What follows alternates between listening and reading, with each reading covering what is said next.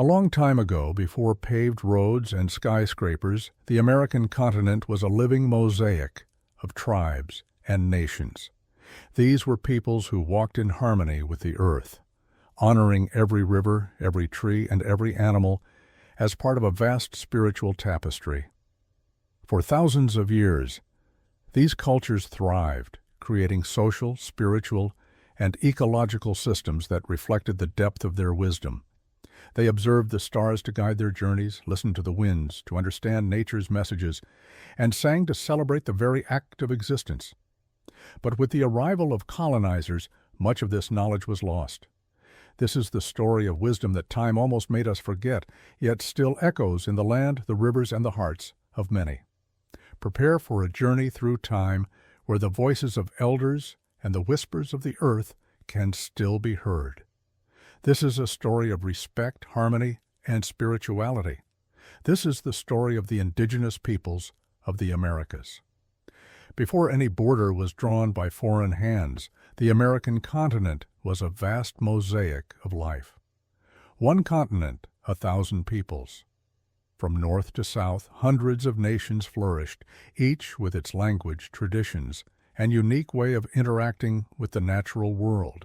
These lands were not contested territories, but sacred homes, carefully protected by those who believed the earth belonged to no one, and all belonged to the earth. On the plains of central North America, the Lakota followed the movements of great bison herds, recognizing in the animals the gift of sustenance and balance. In the west, the ancestral Puebloans built stone cities that seemed to grow from the very mountains, harmonizing architecture and landscape. Further north, the Haudenosaunee, known as the People of the Longhouse, created one of the world's first democratic systems, a confederation uniting 5, later 6 great nations in peace and cooperation. Each people had its unique relationship with the land.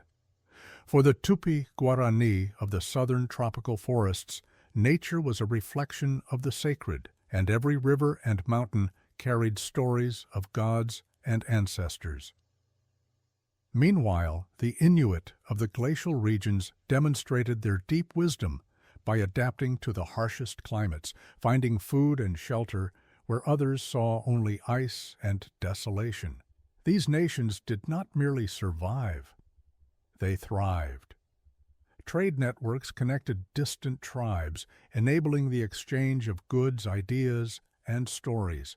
The Atlantic shells found in the Great Plains and obsidian from the west, discovered in the east, testified to societies interconnected long before modern globalization.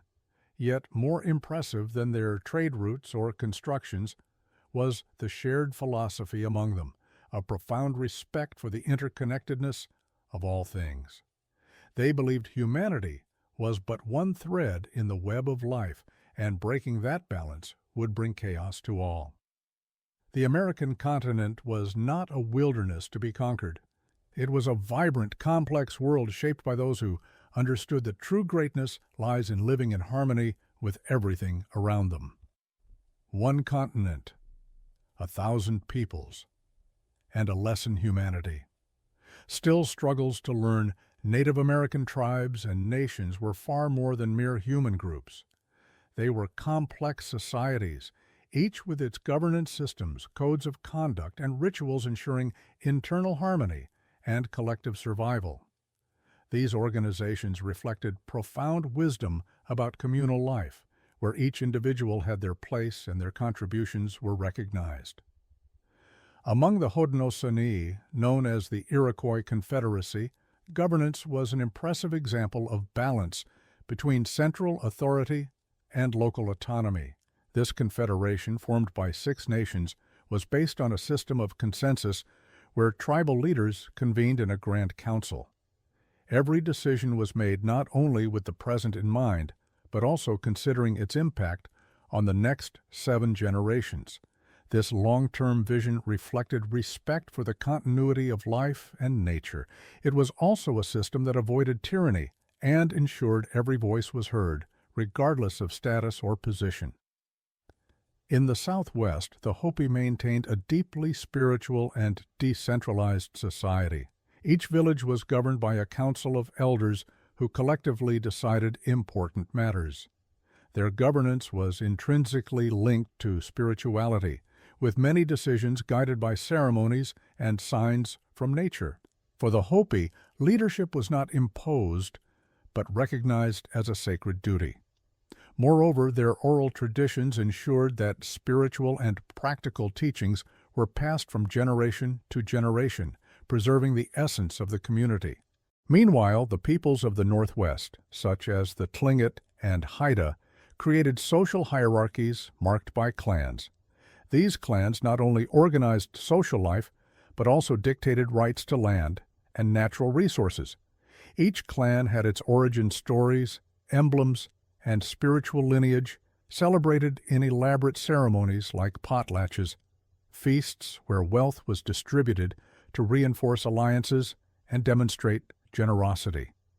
This practice strengthened social bonds, balanced resources, and ensured no one hoarded excess. The common thread in all these organizations was the same, an unwavering respect for cooperation and interdependence. Among Native American tribes, decisions were rarely made by a single individual. They resulted from collective debate and often had a spiritual character. Leadership was seen as service, a responsibility to the community and ancestors. Additionally, there was an emphasis on constant learning, where every tribe member contributed their knowledge and skills for the common good. Native American tribes and nations had an organization that transcended politics. They demonstrated that true leadership is born from respect for life, community, and the earth, a teaching that, though lost to many, can still serve as an example for us and future generations. Spiritual practices and connection with the divine. The spiritual practices of Native American peoples were a celebration of the interconnectedness between the physical and spiritual worlds. To them, the earth was not merely a place to live, but a living, sacred being whose divine essence could be felt in every mountain, river, forest, and animal. This spiritual vision permeated all aspects of their lives, from rituals to daily activities. Among the Lakota, spirituality revolved around the concept of Wakantanka, the Great Spirit or Great Mystery. This divine force was not represented by a single entity, but by the sum of all energies in the universe, connecting everything that exists. Rituals such as the sun dance symbolized sacrifice and renewal, linking the individual to the cosmic order. During the ceremony, participants would dance for hours in devotion, connecting with natural cycles and praying for harmony within their communities. The Hopi, on the other hand, believed they were the guardians of balance between the physical and spiritual worlds. Their ceremonies, conducted by the Kachinas, spiritual beings representing aspects of nature and ancestors, sought to bring rain, fertility, and prosperity.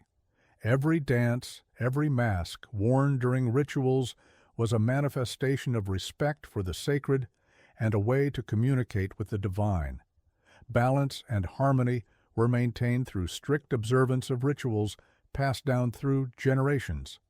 Among the Amazonian peoples, such as the Tupi-Guarani, spirituality was deeply connected to the concept of terra sem mal, the land without evil, a state of spiritual purity and balance. They believed that through songs, dances, and the ingestion of sacred plants and forest medicines, such as ayahuasca, they could achieve visions to guide their communities and connect with the gods and spirits of the forest. These rituals were also moments of healing, where body and spirit were treated as an inseparable unity. The peoples of the Northwest, such as the Haida, incorporated spirituality into their art, particularly in the creation of totem poles. These monuments were far more than sculptures. They were living stories representing lineages, myths, and relationships with the sacred. Each carved figure carried profound meanings, symbolizing connections with ancestors and the natural forces that shaped their lives. In all these cultures, spirituality was not an isolated practice, but something that permeated everyday life. Before hunting, fishermen and hunters would offer prayers and offerings, thanking the spirit of the animal for its gift. When planting, farmers would sing to the earth, asking for its blessing and fertility. Even the acts of building a shelter or lighting a fire were surrounded by rituals that acknowledged the sacredness of each action. Spiritual practices also played an essential role in healing. Shamans, seen as bridges between worlds, used chants, medicinal plants, and dances to treat illnesses viewed as spiritual imbalances. These healers not only restored physical health but also reconnected the individual with the web of life. The wisdom of these spiritual practices transcends time and invites us to reflect. What if we lived in a world where every act was an act of devotion, where each step was taken with gratitude, and every word spoken carried the weight of the sacred?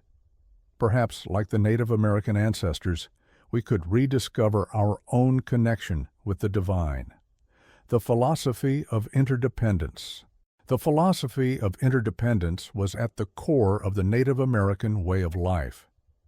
They viewed the world as a vast web where every being and every element of nature was interconnected, each playing an essential role in the harmony of the whole.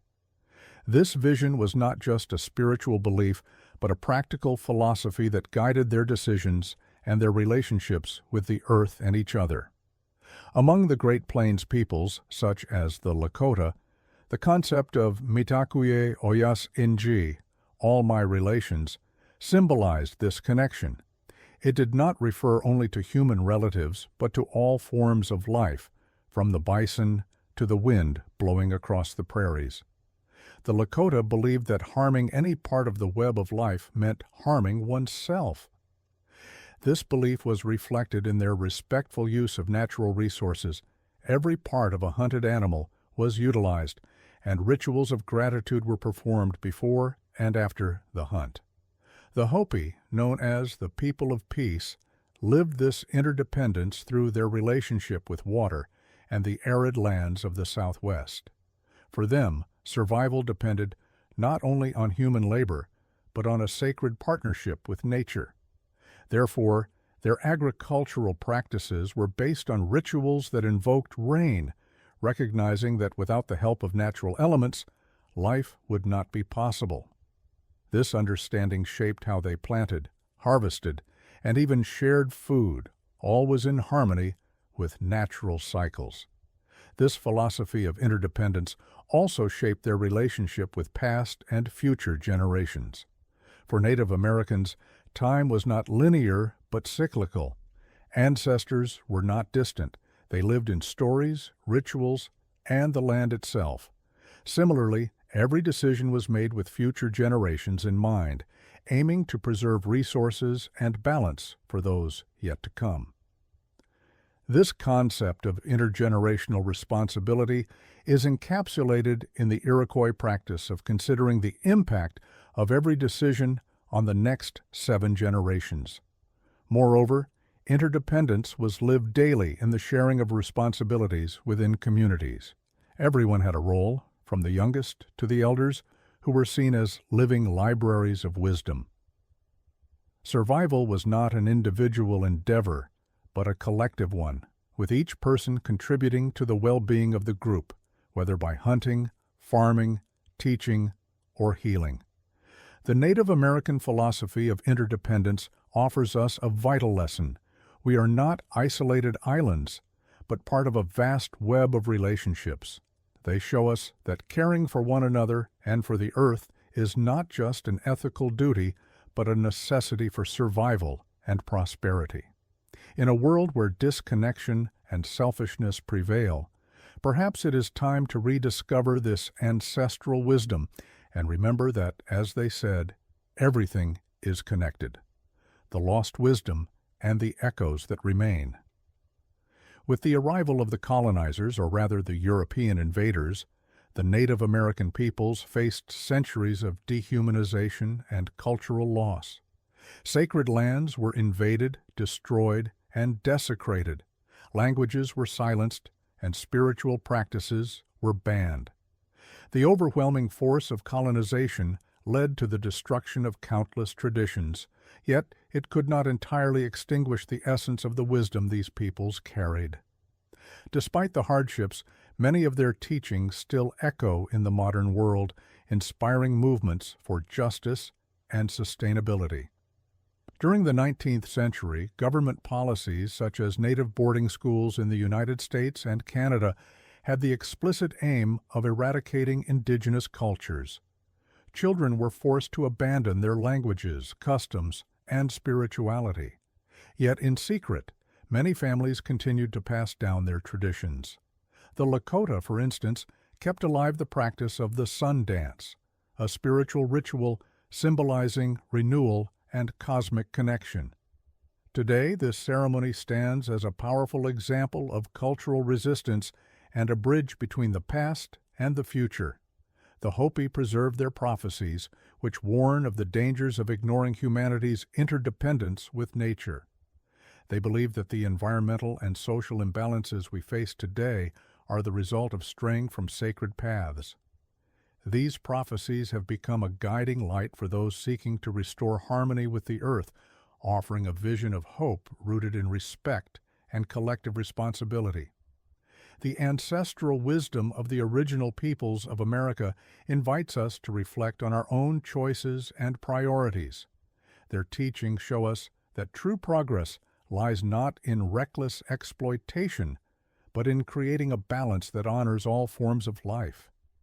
It is a call to listen to the echoes of the past and walk forward with greater awareness and gratitude. After all, as many of these cultures believed, what we do to the earth, we do to ourselves. Thank you for watching.